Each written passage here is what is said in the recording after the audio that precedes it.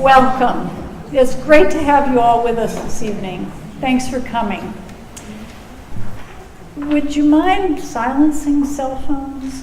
I have a friend who was on a lecture circuit, and I learned recently that a phone went off in the audience and only to find out it was hers.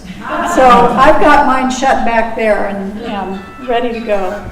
Tonight we're going to talk about breaking news, sifting through the information avalanche for the real news. The genesis of this idea for this workshop series came from a group of people who are the committee for the Christian Science Reading Room next door. And we were all very interested in helping people to sift through the news, because it seemed like we were just barraged by an avalanche of news. And it became very difficult to discern what was true and what wasn't true. And so those of us in that group have been great lovers of the Christian Science Monitor and realized that we had a wonderful resource right here in Los Angeles for helping us to cut through the news to see what was true. And so we developed this series, and tonight is the first of a 4-part series of workshops.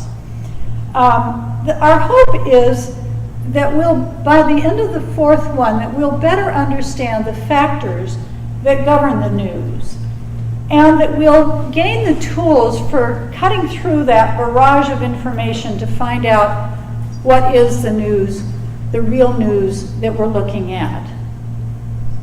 Well, I have 2 experts tonight, and it's my great pleasure to introduce them. They are wonderful, wonderful assets to the Christian Science Monitor. Now, I will tell you that I had to sift through an avalanche of talents in these 2 to come up with just the highlights of their careers. So let me just tell you a little bit about them. Daniel B. Wood is currently the Bureau Chief of the Christian Science Monitor, California Bureau. He joined the paper in 1976. During his tenure, he has been the assistant editor of the weekly international edition, special magazine section writer, plus television, travel, arts and culture, economics, and news writer. In 2007, he won first place for the National Press Club Journalism Award for Humor. Now, anyone who knows Dan knows that that is not too far-fetched. He's a pretty funny guy. In 1987, he won first place in the New England Associated Press for a national series about peacemakers. He holds a political science degree from Miami University and a graduate degree in journalism from Ohio State University. During his stint on the West Coast News Beat, he has covered everything from the legalization of marijuana to the current drought to California's ever-contentious political scene. Most recently, he wrote the cover story for the Christian Science Monitor Weekly entitled The Smoke Jumpers. Gloria Goodale is now a reporter in the California News Bureau. And if you know Gloria, you know she doesn't have to answer to Dan for anything. She covers everything from the struggle over the future of the LA Clippers to the dark side of social media. Before joining the news division, she covered arts and culture for the paper from Los Angeles. A graduate of Stanford University and the Drama Studio in London, she began her career as a journalist in the Monitor's newsroom in Boston. She moved west in 1985 to open the West Coast Bureau of the paper's public radio program, Monitor Radio, where she reported on everything from street gangs to immigration amnesty.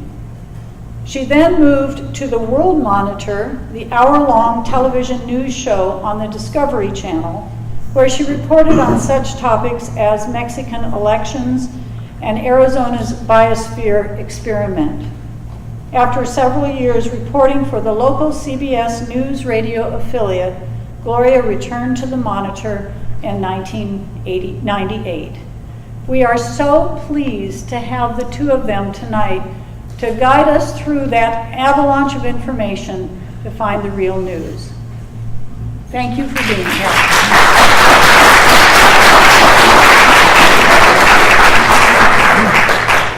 So I thanks just for want to coming. This say, thing is fabulous. I really Just wanted to want say to thank you for thank you for the temperature. okay, We have so a huge thank you mouthful very, of all stuff right. tonight. So now you get an idea of what it was like to bring this program to birth, working with Dan. And actually, we arm wrestled over who got to speak first, and actually Dan won. I actually lost because she gets all the meat of the evening, but I am speaking first. So great to be here. I'm sorry, thank you for coming. It's great to see the house so full. And they told me that people had reservations. I took it a different way. We're guessing that what got you here, besides that photo of Gloria and I in the poster, is you've been dealing with this barrage of news, have a hard time dealing with this barrage of news. So before we get started, we want to do a quick survey to see where you guys fit in with the other research that's showing the public generally fits into two categories. So show of hands, how many people here are bewildered by the new era of socialism? Sorry. By people who can't speak. Are bewildered by the new era of journalism via social media. How many people are bewildered? How many people are extremely bewildered? That's the other category. So that's point number one. We're in a completely new situation with a number of social media options that is growing every day, and no one is on top of it completely. Anyone here on top of this everything? If you are, please come up here. And we've got a lot to get through, and only until tomorrow morning to get to it. So we're going to try and keep it simple so that you'll enjoy it and might even remember it. We've got some very funny videos and some very serious ones, and a couple of long-winded historical factoids, which we think are indispensable. And then we're going to do a brief exercise at the end. So here we go. This is the structure for tonight. How it is, how it was, and where we go from here. Gloria's going to take most of how it is because she's way more grounded in the present and is smarter than me. I'm going to take most of how it was because I'm way older than she is. And then we're going to give you some tools we think can help you navigate where you want to go from here. We're sort of hoping that this can be just the start of a new communal relationship with your fellows, which can turn into a longer-term networking situation, in which you talk back and forth with people that you meet here tonight about what works for you and what doesn't. That's what struck us about two online courses we took this year. We took them with 3,000 other journalists around the world, and one of the things they wanted us to do was to have these forums at the end of each lecture to say what we thought about all kinds of different social media that they had talked about. So I found it fascinating to see journalists from Mumbai to Sao Paulo to Beijing talking about what they like and didn't like about Twitter and all these new kinds of applications like Vines and Facebook, and Mojo actually is a new term that's come up. It's the mobile journalist. Apparently the cell phone is now 98% of the globe owns a cell phone. And so they talked a little bit about that, with how they like to record with it, how they like to send stuff and receive stuff using their cell phones. And they just hinted at something that's about to come, and we're not going to tonight, but that it's going to go hands-free at some point. Things like Google Glass, there's a whole bunch of other things like Google Glass coming up. But one key takeaway we want to give you from tonight is that we're all going to have to be more aware and responsible and become better consumers of all this. Gloria has a new maxim about this, Nira. A new maxim? Oh, I like that. Yes, well, what we think about an event largely determines what we do about an event. So here we are, swimming in a pool of raw information coming from social media all around the world. And it is the era of the citizen journalist, meaning everybody has a voice, everybody has a source, everybody has an outlet. So this is an era that kind of activity launched as we all know, the Arab Spring, when a Tunisian vegetable seller was able to impact an entire region with a video that he took a video of himself after he lit himself on fire. And the video went viral and sparked the Arab Spring, and that is still unfolding, as we know, across that region. So the question is, what are the tools that we can pull out of the world of legacy and traditional media? You think about the era of Walter Cronkite journalism, when he would end his newscast with, "and that's the way it was," there, right? And you got a sense that the things that needed to be done to verify that had been done by the legacy media. There was fact-checking, there was differing points of view, there was going out and taking an objective stance on the news and trying to present the most holistic picture that you could and bring it back and present it as largely as truth until it was debunked by other intrepid journalists. So taking that forward for us now in this world of social media where everybody is a journalist, you have to say, what kinds of tools can you develop? Well, you can take a hint from the tools that journalists have used for years, and one of the biggest ones is skepticism. Skepticism, simply the ability to doubt, and then use that as a leverage to pursue something more. And then what you would begin to pursue is the kind of triangulation where you begin to look at a source over here, you look at a source over there, you talk to somebody here, you compare, you contrast, and then finally you come up with your own sense of what's true and what's actionable. So out of that comes the new maxim for the social media era, which is assume it is false until it is proven true. So we're going to start off with a very brief video that'll give us a sense of some of the explosion of social media that's happened. That's where things are at the moment. You might be surprised to see some of these statistics, even though you already knew this was happening. So you might want to scribble down some of the factoids that leap out at you.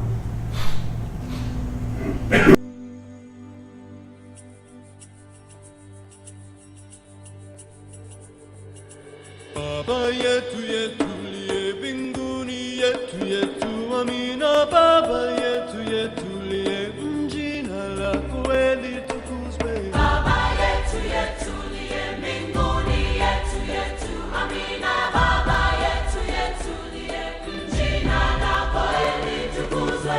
Utupe leo chakula chetu, tunachohitaji utusamehe makosa yetu, kama nasi tulivyowasamehe waliotukosea, usitutie katika majaribu, lakini utuokoe na yule mwovu wa milele.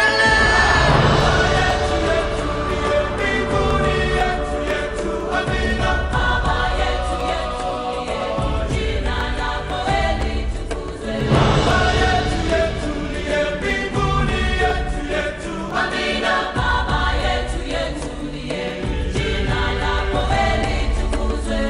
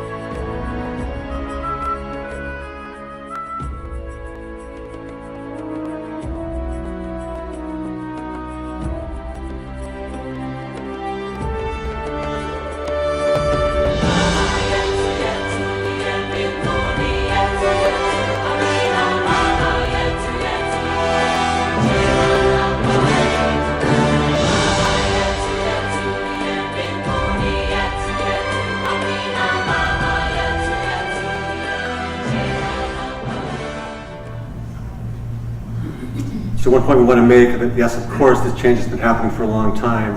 What's happening now is the pace of change is accelerating. Lori, tell them about that internet course you took several years ago. Several years ago. I took a class back in 1997, kind of at the dawn of Al Gore's internet. And it was down at Long Beach State, and the instructor walked in the first day and said, there will be no textbook, there will be no handouts, there will be no course materials other than what you get on your computer. The word online hadn't really quite evolved yet. It was just kind of on your computer. And most of the things that we go through over the next 3 months of the course will be obsolete by the time the class is over. So that first video was about all media. What we want to do now is turn the corner into just journalism and the news. What does all that rapid change mean for journalism specifically, for us as journalists and you as consumers of news? This next video is just a small excerpt from several much larger ones, excuse me, created by Robert Hernandez at USC. I need to slow down and tell you exactly who he is. He's professor of professional practice at USC Annenberg School for the Communication and Journalism.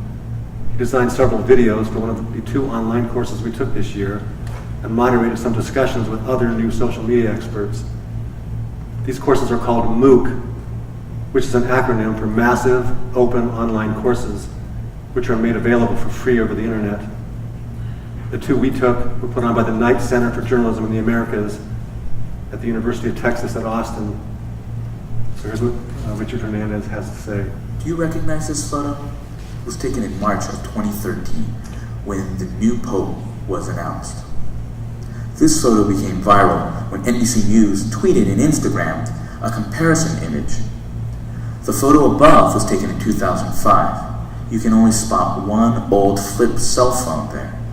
Well, of course, in 2013, you see a sea of screens. Oh, what a difference 8 years makes. But I also want to point out more context. The photo above is in a completely different context. People above are waiting to see Pope John Paul II's body after he's died in a procession. Very different event. Not as joyous, not one that you want to document as the new Pope stepping onto a balcony. But any way you look at it, there's importance of mobile into our lives. It's integrated into our lives. A mobile phone is an essential device for a media consumer. And that means it is also now the most important piece of equipment for a modern journalist. So it's easy to see how this could all get very much out of hand. But, but we thought, as Dan and I discussed this, that we would pull a little piece of frippery off the internet for you to consider just what that might mean. From the news station, this is a Fox 4 News Alert. This is Clarice Tinsley with breaking news at City Hall of a hostage situation and a gunman on the loose. Fox 4's Matt Grubbs is on the scene tweeting details to his 87 followers. Matt.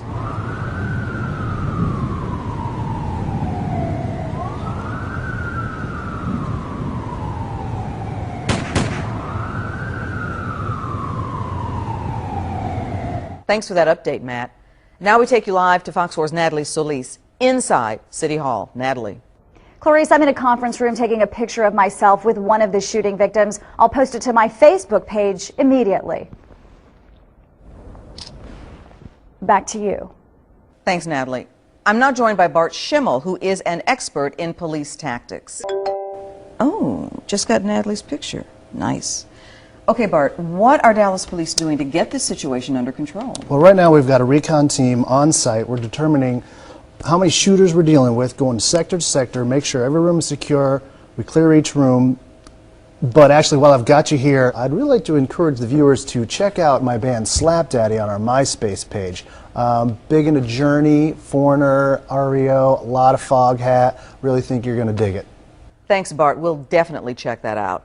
I've just been notified that Fox 4's Sophia Reza has checked in through Foursquare at the Starbucks across from City Hall. Sophia. Thanks, Clarice. I am here at Starbucks, where not only can I see a lot of police activity, but I just got a coupon for a grande macchiato. Back to you. Sophia, thank you. Right now, let's go back to Matt Grubbs for an update. Well, Clarice, it is now 88 followers, and I have just been retweeted. Sweet. Thanks, Matt. Fox 4's James Rose is Skyping in from across the street. And James, I understand there is gunfire. Yeah, Clarice, you can probably hear the gunshots all around me. I'm pinned down right now behind this vehicle. Excuse me, James, sorry to interrupt, but why are you Skyping? Well, Clarice, my photographer just got shot, so I'm Skyping through my iPhone. Picture looks great. Thanks, it's the new 4S. Oh, is that new 720p camera? Yeah, it's really nice. I recorded my parents' retirement party on it, and I'll send you a few clips. Oh, I would love to see them. That would be great. Oh, sounds dangerous out there, James. What are you doing next? I'll be updating my Facebook status to Scared Shitless. Sounds good, James. We'll see you if you make it back. Right now, we're going to return you to Judge Judy, but you can continue to follow this developing story on myfoxdfw.com, Facebook, Twitter, MySpace, YouTube, Foursquare, GeoCities, and on our mobile app for your iPhone, Android, and by signing up for our breaking news alerts delivered directly to your email inbox or by singing Telegram. I'm Clarice Henson. Okay, so that's fun. It is, of course, a serious topic, and CBS analyst recently described it this way, saying that when social media first began to evolve, you had person to person. It was peer to peer. It was largely known to known. It evolved from that into crowdsourcing at a global level, where strangers were passing information to strangers all over the planet, just raw information. And more recently, that has evolved into what is called crowd sleuthing. And that was never more evident than in 2013 with the Boston Marathon bombing. And Robert Hernandez has more to say about that. Now, This is a photo tweeted by someone who captured the second explosion during the Boston Marathon bombings. They took this picture with their phone and tweeted it.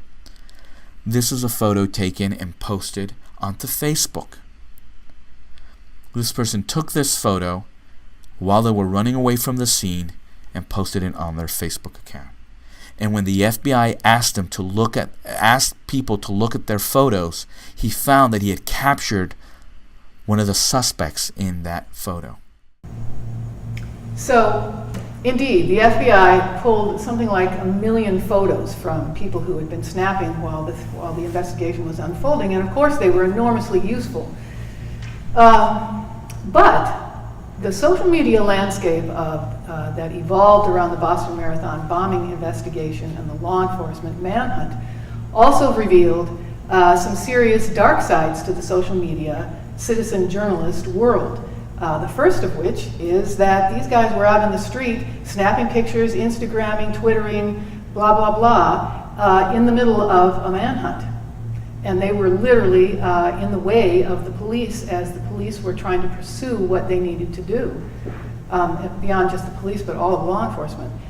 And the second one is on a grander scale, and that is that the communities of crowdsourcing journalists began to evolve into sleuths to get the shooter.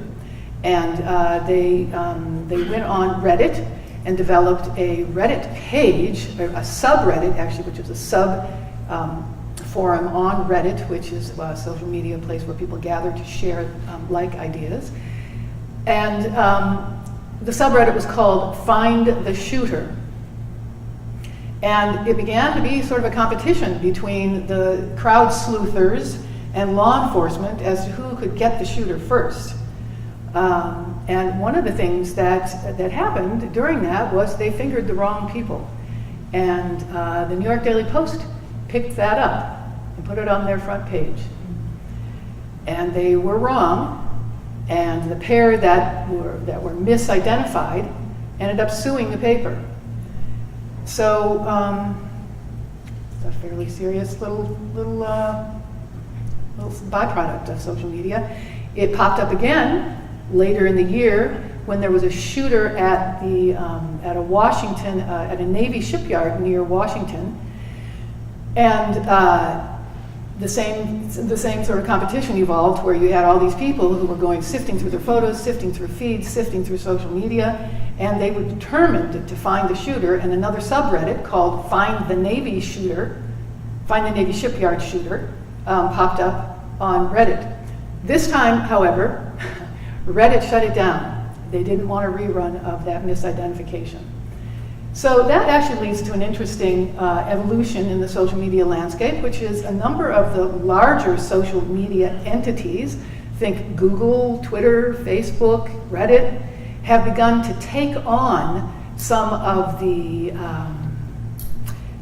gatekeeping and curatorial functions of traditional media.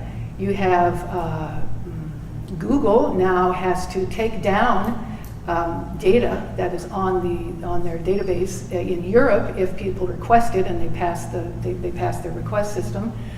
Facebook got in a huge heap of trouble when they began manipulating their news feed to see if it would have a different impact on people depending on the order of the information. Twitter now has a formal takedown policy for inappropriate tweets for whatever reason. And Facebook, this is one of my favorites. Facebook actually has a little icon that they have now developed to put on people's pages that identifies satirical information. So just think of what that might be, like what we just played you, I guess. Lest you believe that that was true. Some of the other dark sides of the social media landscape have also emerged in 2013 when you had the LAPD officer, and Angelenos will remember this, Christopher Dorner, who was an LAPD cop who was, in his opinion, improperly dismissed, and he went on a shooting spree, killed 2 officers and the daughter of a judge, and he became the target of an intensive law enforcement manhunt. Social media erupted around that, and Dorner himself contributed to the dialogue, to what I call the rise of the counter-narrative. I know I had a right phrase. The rise of the counter-narrative. He was able to write his own manifesto. He put it up on a blog, and as the manhunt was evolving in real time, people were able to read his version of events, and fan clubs and advocates for Dorner's position began to emerge even as law enforcement was still trying to find him and stop him. So compare that to, again, some of us will remember the dark glasses, the hoodie, yes indeed, the Unabomber, or Ted Kaczynski. That was back in the 90s. In 1995, he'd been on the run mailing mail bombs to his targets, injuring and maiming them for 17 years, and was in fact the target of a slow motion law enforcement manhunt during that time. He too had written a manifesto describing what his beefs were with the world. It was an anti-technology tirade, ironically. He, however, had no place to publish it. He was he was trying to get it published by the major newspapers of the time. Some of the major papers began to negotiate with law enforcement to see if there was a legitimate reason to publish it, and ultimately the New York Times and the Washington Post did publish his manifesto in the hopes that it would help identify who he was, not to publish a counter-narrative. And ultimately, indeed, the publication of the manifesto led to Ted Kaczynski's brother identifying him, coming forward, and within a year, by 1996, Kaczynski was arrested in a cabin in a remote corner of Montana. So the question that arises out of that is, what can we learn from that as we all now, journalists and media consumers alike, look for the tools to do that kind of sleuthing? Well, this is an opportunity to take social media not as a source of what did we call it? Confusion and bewilderment, but rather as a tool to use to your advantage. So I'll just give one example from my own experience as a journalist. Several years ago, I was covering in real time strike-up at the Port of Oakland. And I was trying to get real-time information, so I was monitoring Twitter and I was looking at, looking online and doing all kinds of things. And I picked up a tweet from a journalist up in the Bay Area who said that the law enforcement had closed the port. I wasn't getting confirmation of that from anybody else. So it had the sniff of, maybe not true, maybe fog of war, confusion, which is easily what happens in breaking news situations. It's very, very tricky to have the perspective to get things right during that kind of confusion of breaking news. So I picked up old tech. I picked up the phone and called the police and asked them. I just asked them if they had closed the port. And they said no, they had not closed the port. They had redirected traffic. And so ultimately that tweet was taken down, and it was actually retracted by the paper that reporter worked for. So I think, again, as we work through this, trying to figure out how to wander through raw information is hard enough for people who've gotten a bit of training. So I am empathetic with all of us as we try to take these tools and adapt them in real time and find the tools that will work for us. Another feature of the new era in journalism is that with the rise of the internet has come another reason for broadcasters to struggle to hold your interest. They want to say, hey, don't go to the internet, you should be watching TV. Since the invention of CNN in 1980, we already had the growth of the 24-hour news cycle. Everybody remember what was before that?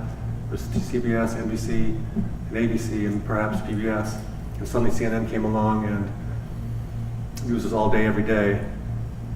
This has led to some comical situations, as Jon Stewart routinely shows.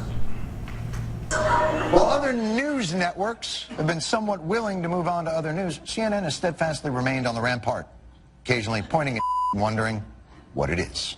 Could they be close to finally find a scrap of debris? This looks like the debris field from an airplane crash. It may not be, but it has the signature look of it. Perhaps it really wasn't the debris we thought it was. Breaking news, a Thai satellite spots 300 objects. Pieces of debris, whether they're from the plane or not, we simply don't know. And the ocean is also filled with a lot of trash, and so it's hard to tell one thing from another. Possible debris spotted. The search moves 700 miles northeast. Could that be a piece of the missing plane? Some objects floating in the water. No word yet on what those things are. Anything that's been retrieved and looked at in one of these ships has turned out to be not connected to Flight 370. Another day, no confirmed plane debris.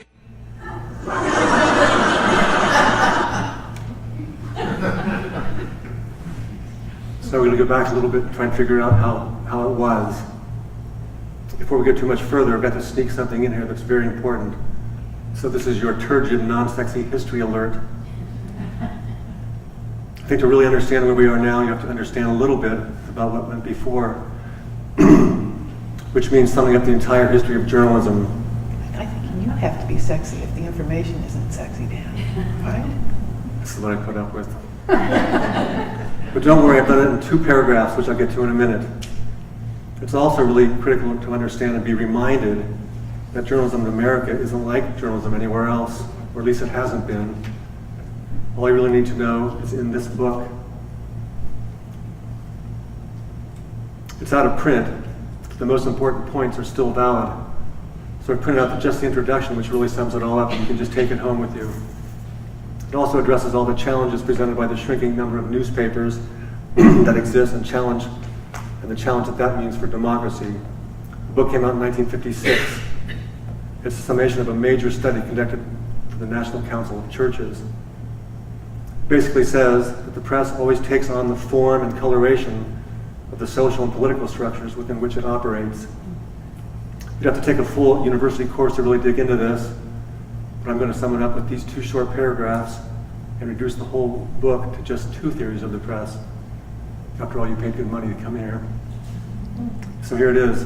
For the first 200 years after Gutenberg brought the printing press to the masses, the main theory of the press was the authoritarian theory, which held that the press belonged to the office of king and therefore was obligated to support the royal policy.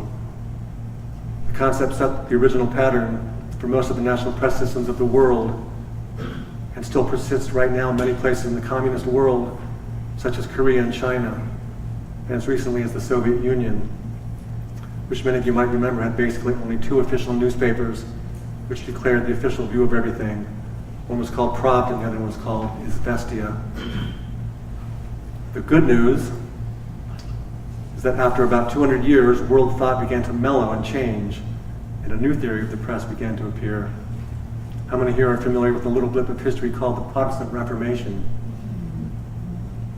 I see a couple of A few hands up. A German monk named Martin Luther decided that the top-down stuff had no basis in Scripture, and he nailed up his suggestions on the church door. Other things were happening.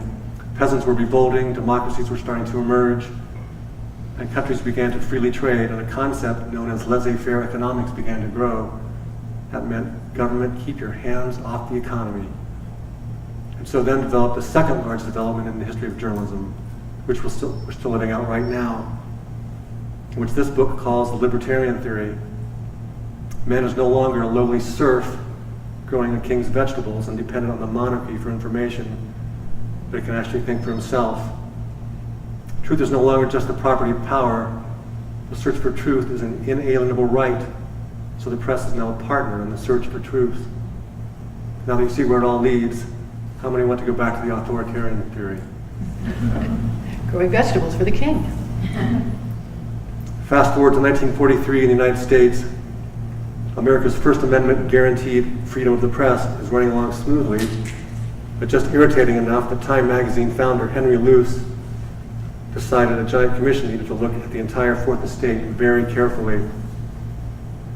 He appointed the president of the University of Chicago to head a 4-year formal look at every nook and cranny of journalism, with umpteen committees all jammed with the best editors, writers, and thinkers in America for 4 years. They came up with America's version of the libertarian theory, which they formally wrote down and called it the social responsibility theory of the press. This is how they wrote it down. The power and near monopoly position of the media impose on them an obligation to be socially responsible, to see that all sides are fairly presented and that the public has enough information to decide. And that if the media did not take on themselves such responsibility, it may be necessary for some other agency of the public to enforce it. So now if there's still time, I want to take you back down memory lane, the Soviet Union. Anybody here remember that? It formally dissolved the day after Christmas in 1991. It may be coming back. It may be coming back. We're almost to exercise for the night, so just hold on one more minute. The following account is now 25 years old, but it still applies, for such press systems still exist. I'm reading it to remind us all of the kind of free press situation that we all take for granted. This is quoting from the book. On those rare occasions when United States and Soviet newspapermen come together to discuss mass communications, the talk is apt to be both amusing and frustrating, for it becomes obvious in the first few minutes that 2 frames of reference are incompatible.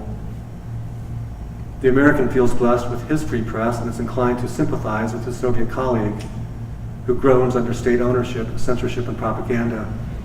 The Soviet representative, on the other hand, claims that he is blessed with the only true freedom of the press, whereas his unfortunate American colleague is compelled to serve a press that is venal, controlled by special interests, corrupt, and irresponsible. So speaking of venal, corrupt, and special interests, what media workshop would be complete without explaining a way to assess the conventional news story?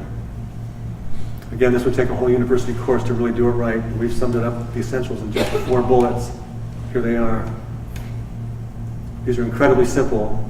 It just takes the extra effort to pay attention and do them. So here's the first one. What is the outlet's stated mission and reputation? Are they considered left, right, center, something else? Who knows some outlets under each of those headings? Shout them out. Left. Fox. Way on the right. Oh, maybe on the right, yeah. MSNBC. Mm-hmm. Huffington Post. Uh-huh. Who else? Possibly New York Times. Okay. Okay, number 2, does the story have any caveats or other signs presented? How much space and time is devoted to each? The third one, does the story quote studies, research, or think tanks? Who paid for the research and what is their agenda? 2 think tanks that are used a lot from Washington are the Cato Institute and the Brookings Institution. One conservative, one more liberal. Anyone know which is which? Cato is conservative. Cato is conservative. And here's the last one. Does the narrative have any obvious holes or major facts left out? As I said, those are pretty simple, but you just have to take the time to raise your conscience and be aware and go ahead and do them. And these, by the way, are the tools of traditional media, but they are applicable, as you walk through the social media landscape, just as applicable.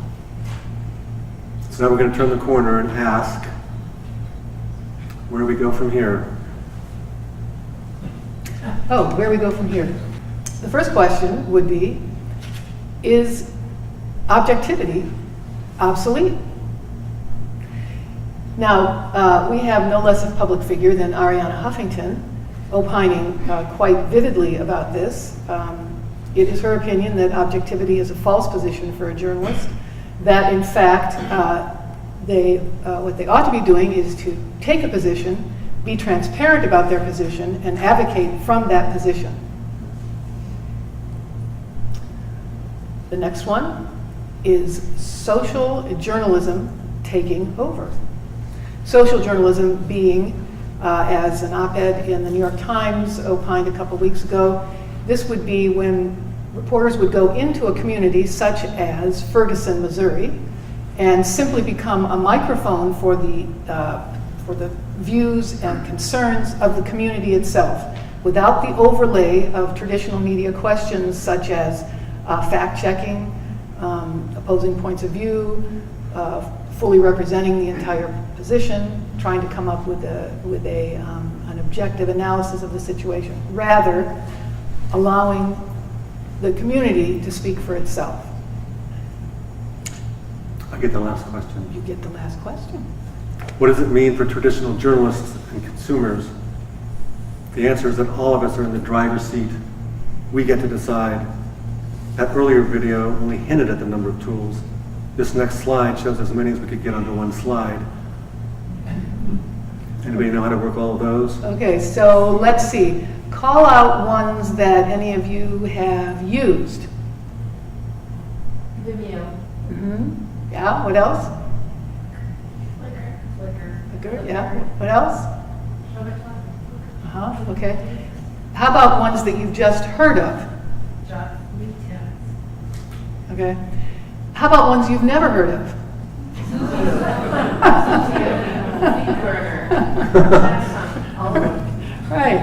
Right. And the list just, this was a screen grab. This was a screen grab. I think we grabbed it a couple days ago. It's no doubt longer today. So one big point of the night is that these are tools that need to work for us instead of to flummox us. We have a whole list of YouTube videos that can help you decide. You can help look at these things and decide, I don't want to do that, or I do want to do that. This looks really helpful. And there's a whole bunch more. These are just 10 of them. It can also help you decide what you don't want to use. One of the things on here is called Why I Hate Instagram. Another is called How to Make Money Using Vine. Also in one of those handouts is a humorous essay by comedian Patton Oswalt entitled Why I Gave Up Twitter. Hope you can read it, it's very funny. Also on this list we're going to give you are 2 journalism reviews you should know about. The American Journalism Review and the Columbia Journalism Review. You can check these out online anytime. They're always doing great articles and analyzing press coverage of various issues and asking how fair and accurate different news outlets are. As well as looking at social media. They're not just looking at traditional media. Yeah. There's also the Poynter Institute and the Media Literacy Project, which have websites and devote themselves to everything you want to know about media.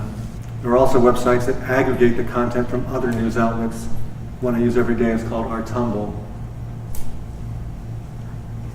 It's sums up what every newspaper in the state has written about every day, organized by subject. It's summed up with a single headline and a one-paragraph description. It saves me so much time, it's incredible. I used to spend my entire weekend turning through newspapers and clipping things into piles. Here it is done completely for me every day, no paper. It has saved our home life. Gloria has one too. What about yours, Will? Oh, well, yeah, there's another one called TweetDeck, which is an app that you can get to use with Twitter. And it basically lines up all the people that you follow, and you will all be following many people, many news sources that we know. And you can scan what they're tweeting. I get story ideas from this. I get, because for instance, the Washington Post, the New York Times, The Economist, all these guys, when they get a lead on something, they tweet it right away. So it's great for getting a sense of the evolving landscape, kind of at a glance. I forgot one of my laugh lines, which was a whole slide ago. Anybody see the movie Chef? Yes. The main character got himself fired because he didn't know how to use Twitter, which reminds me of another tool for your toolbox: have children. His son knew how to do everything and pretty much saved the day for the rest of the movie. You heard that here first. You think we're kidding? Oh, but if you really want to cut through everything, get to the essentials of everything that's important, get ready. All you really need to do is visit this website right here. Brazen Pitch. Or subscribe to the weekly magazine. Okay, and a Brazen Pitch. So we're going to turn the corner for our exercise for the night. Over to you, Chloe. Okay, all right, so now at this moment, what I would like you all to do is we're going to take a stretch break. Everybody up, turn around. Eyeball your neighbor, get to know them in quick little glances, and we are now going to do a workshop, and you're going to join with your fellows in the audience to do that. So you've had your little stretch break. This is not go out and get a food break. This is now a sit-down moment, and we are going to, without any further explanation, we are going to see 2 videos. In the meantime, we are staying on top of a developing story this morning. A local 18-year-old is shot and killed by police in Ferguson. Family members, joined by protesters, are demanding answers. News 4's Brittany Noble is live at Ferguson Police Headquarters, where officers have indicated they could release some more information later today. Brittany. Well, Deanna, last night the Ferguson police chief told me that he planned to hold a news conference today. Now it's unclear if that's going to happen, since the chief is waiting for confirmation from St. Louis County Police. County police are handling this investigation. Ferguson confirms they shot and killed a suspect. According to Mike Brown's mother, that suspect is her 18-year-old son. She said he was shot on Canfield Drive and left laying in the street for hours. Pictures all over social media.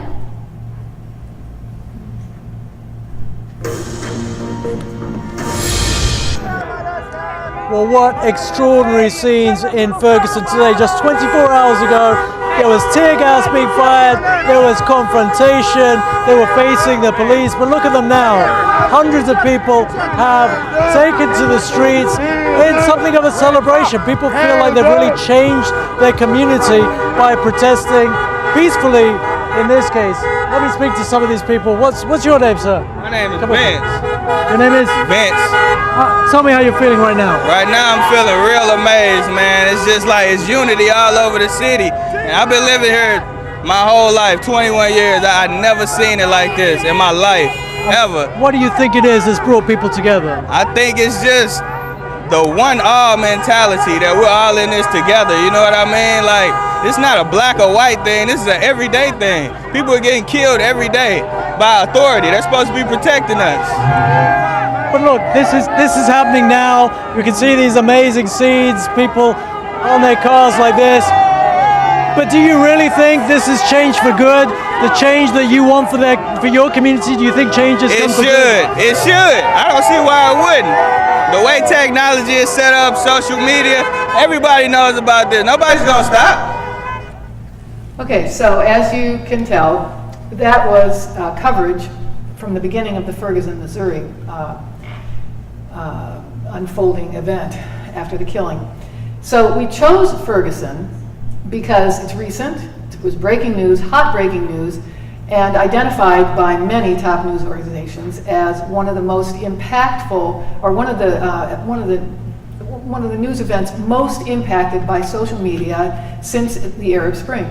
So we thought it would be a good way to examine kind of A to Z what social media does in a situation like this. And so after we saw the news reports about this, we decided to go behind the scenes and see what social media is saying about it. So we're going to take you to Reddit. And this is what we found. It's page after page of these Twitter feeds and Vines. These are 6-second videos.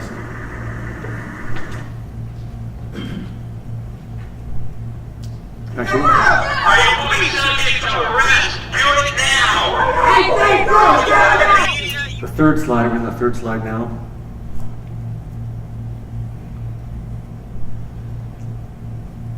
Now this one lets you read what other people tweeted. I was going to read some of the other ones, so I'll let you read them. Fourth one is a rather unclear photo with the tweeter explaining what it is, pouring milk on a photographer who was tear gassed in the face.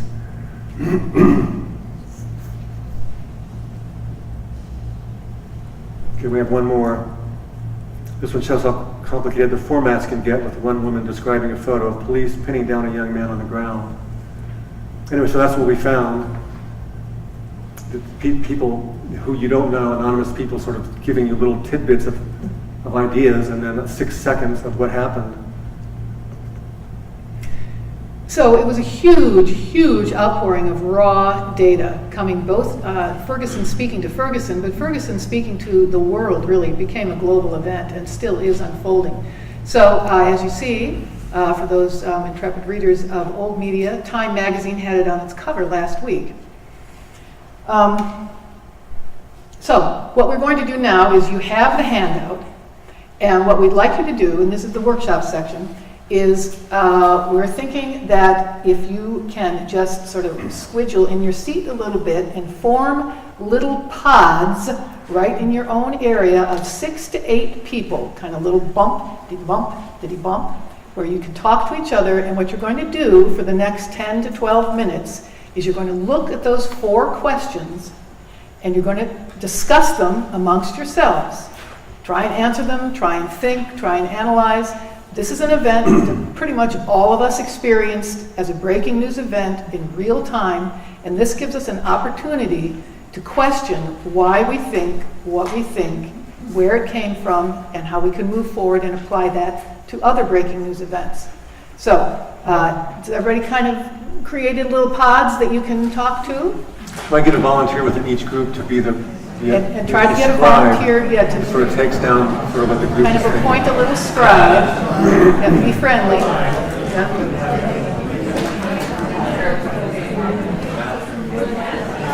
Okay, participants. So choose a leader for each group. So choose a spokesperson for each group. So who wants to speak first? Who's got a comment from your little pod? We have a guy right here. What do you think was the most interesting thing that your group said? Or found out? If there was none, you can say that too. Oh no, I think we spent, like everyone else would, more time on question 1 than we would have on any of the others. But I thought what was particularly interesting, question 1 was what were the facts that you found out, I think. And by listening to this crowd, you wouldn't get any idea of what actually went on. Everyone had a totally different idea of what happened. And trying to work out which was right, I don't know. Now I'm really confused. And then what was the second question? It appears very few people here put much faith in social media. I suspect they're all a bit long in the tooth for social media. And, Not following your tweet deck, huh? That's wisdom, apparently. And they mostly listen to other TV news and things that are more traditional. How do you choose? Basically, they choose what, I think in all cases, what they regard as a good source of things. Now, I think I'll just answer this though. This is sort of question 3 and 4 from my own experience, which sort of sums it up. I don't watch television at all. I don't even have a television set that we watch. I do watch internet on the computer a great deal. My main sources are the BBC, the Monitor, and ABC. ABC means the Australian Broadcasting Corporation, not the one you call. But it's mainly the BBC and the Monitor. And the way I look at those is I look, and we had a very good example there from Ferguson. The BBC guy was interviewing someone on the spot. The BBC, in my opinion, does that very well. I look at them and I always look at them first, because they give me the real news, just the real facts. It's not interpreted. It's usually fairly well selected. It's not always right, but it's raw. The Monitor comes some hours later, and I find the Monitor gives me a more balanced viewpoint of the things I should be thinking about. Good phrase and pitch. Okay, next. All right, here we go. Okay, I'm going to go that way. So our group, we started with question 2 instead of question 1, because of me, which was, where did you first get the information? Well, I got the information about Ferguson on Facebook first. I have a friend who's a cop, African-American cop in Boston, and he started posting about Ferguson right away. It was just amazing how instant that was. So once I found out that was going on, I was like, ooh, what's going on? So I went on the CNN app, and then I wrote the Christian Science Monitor story, and then kept going back and forth between the Christian Science Monitor and the CNN app, and then what was showing up on my feed on Facebook. I'm on Facebook maybe an hour and a half a day, which is way too much time. Because I have a huge network of people the same age as I am, who have all various views, which is really interesting too. So when we talked about the question number 1, which was what was our understanding of the events, again, very similarly to the first group, we had a kind of an understanding of what happened, but we didn't have all the facts, every single bit of it. And we didn't get to question 3, but we did get to question 4, which is which one did you find most credible and what and why? So one person said social media, because it really helped to calm the place in Ferguson, I mean the whole thing down in Ferguson, because as people were posting, people were stopping to be out in the street as much, is what we thought. We read the Monitor, of course. Some of us get our news from the LA Times, the New York Times. I do NPR and the BBC, and I like the BBC also because of the raw facts thing. And so I have an app on my phone that allows me to read BBC and, of course, anything that has to do with NPR. So that was our group. Excellent. Next. Perfect. So we were this pod. We actually enjoyed our pod because we found that we all were so different. We had television, radio, online, papers, and social media. And none of us got our news from the same place in our group. So we ended up going kind of off the questions because we determined that ultimately none of us had a resolution to Ferguson. We didn't know what happened at the end. We sort of feel like everything just moved on, just like the news clip of the debris from the plane that you guys showed, that we don't actually know what happened to the plane either. So we feel like ultimately it came down to there's too much, and that it doesn't matter where you get your information from. If news, television show, or reporting, news shows and things, and radio and everybody had less news, if they had less news time to fill, they would be more selective about what they were reporting on. And instead it ends up being a lot of sensationalism, and everybody just wants to hear the next detail, the next detail, the next detail, and then the next fact comes along. And all of us agreed it didn't matter if we watched television, listened to the radio, or were on Facebook and Twitter. We were getting a bunch of confused messages with no resolution. So we all agreed we should just read the Monitor.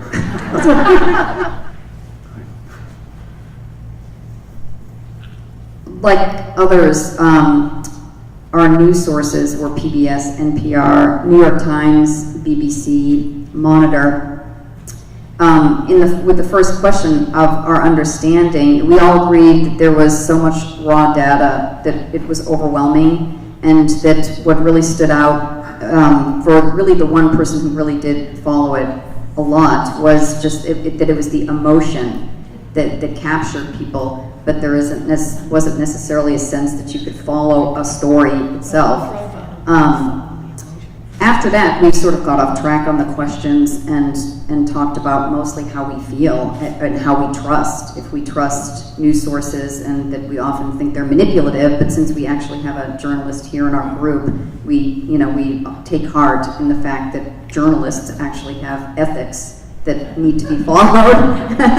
So that hardened us. This isn't about volunteering. You volunteered when you entered the room. Our group didn't seem to get their news from social media. Correct me if I'm wrong. Mostly from television, also from the newspapers. So contrary to, I guess, some of the thoughts that were expressed tonight, social media did play a big part for us. I think there also was expressed here that there were a lot of differing interpretations of what was going on, which made it confusing as to know exactly what happened as a matter of fact. And a lot of the motion makes it hard to identify what the facts are. And we also talked about how the community reaction tended to come to a conclusion as to what happened without really having a whole lot of facts. What did we choose to credit forming our opinions? I'm not sure we really went into that. We talked about what's most credible, having to do with what the source is, what the station is, what the reputation is of the reporter or the news station. And our understanding of the events in Ferguson were pretty much diverse. Thanks, Dan.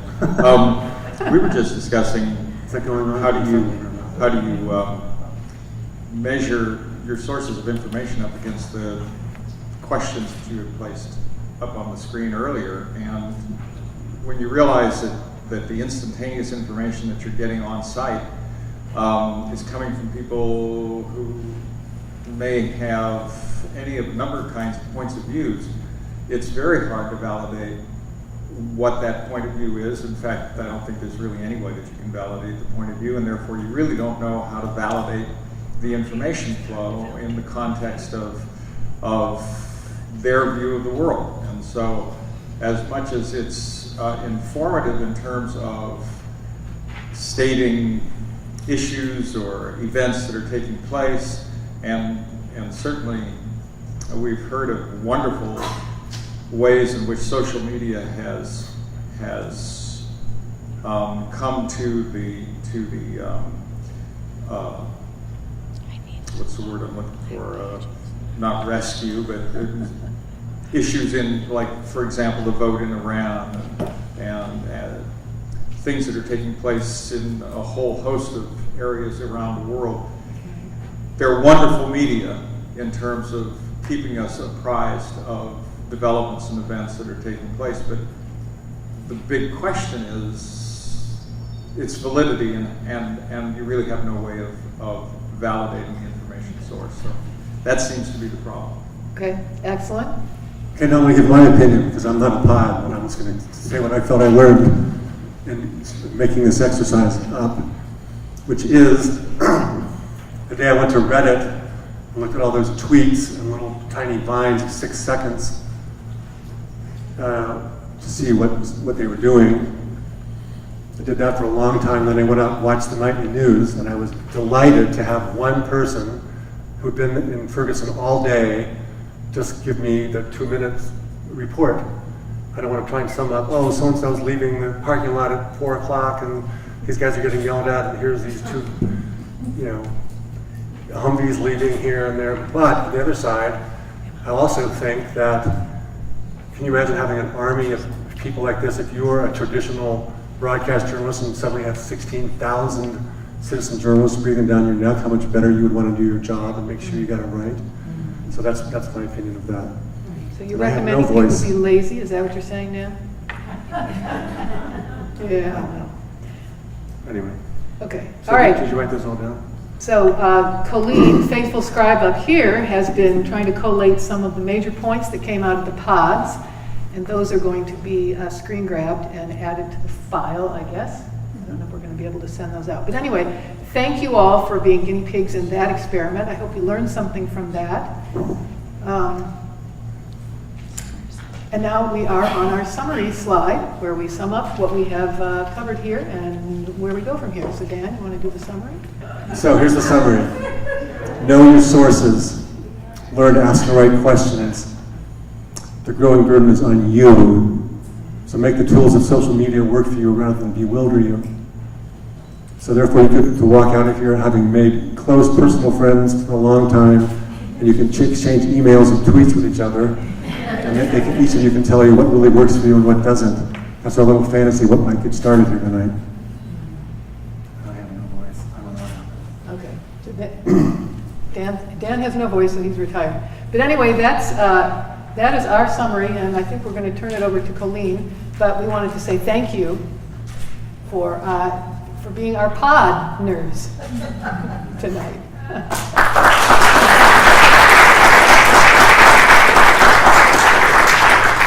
Thank you all for coming tonight, and to let you know about the dates of our future Monitor series.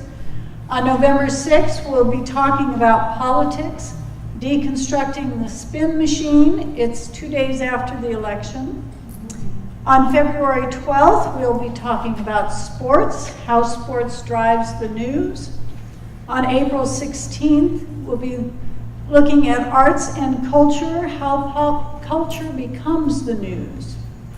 And so we would look forward to having all of you here, and please tell your friends about it. We'd love to have a full house that evening, and we just think that Dan and Glo have so much to offer in helping us to sift through the news and understand it better.